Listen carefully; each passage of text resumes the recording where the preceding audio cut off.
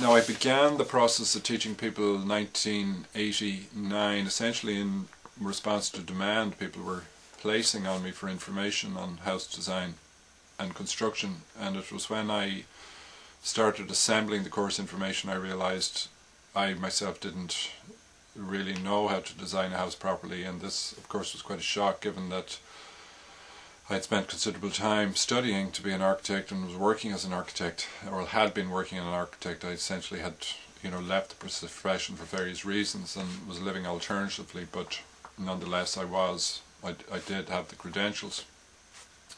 So this prompted really an investigation of what house design was all about, and prompted an examination of the vernacular tradition. And it was clear from that architects really had never been involved in house design. It was always something that people had done for themselves. Architects were more concerned with, more formal buildings. And that this is the reason, of course, I didn't know how to design a house. Essentially, you're not trained as an architect to design a house. It's assumed you know how to do it.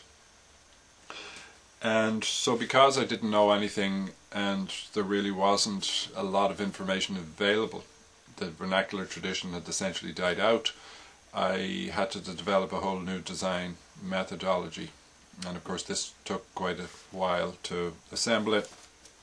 The first volume of information came out in '92, and as a result of that publication I became involved in projects where people were utilising the information.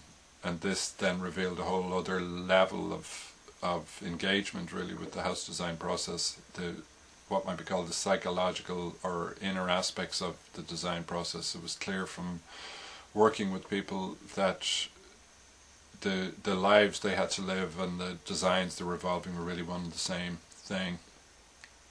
So this aspect of architecture and identity became clear.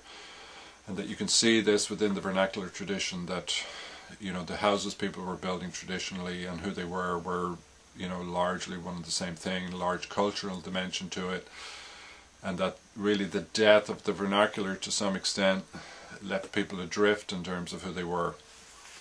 The full implications of that are becoming evident in the world that as we live in it. So you can see on the Living Architecture DVD and on the Building on the Edge documentary, you can see essentially here what I'm talking about. These are really, they're images of buildings, but they're really also stories, the stories of what's happening to people as they engage in the process of creating a design and then move on to build it and actually live in it.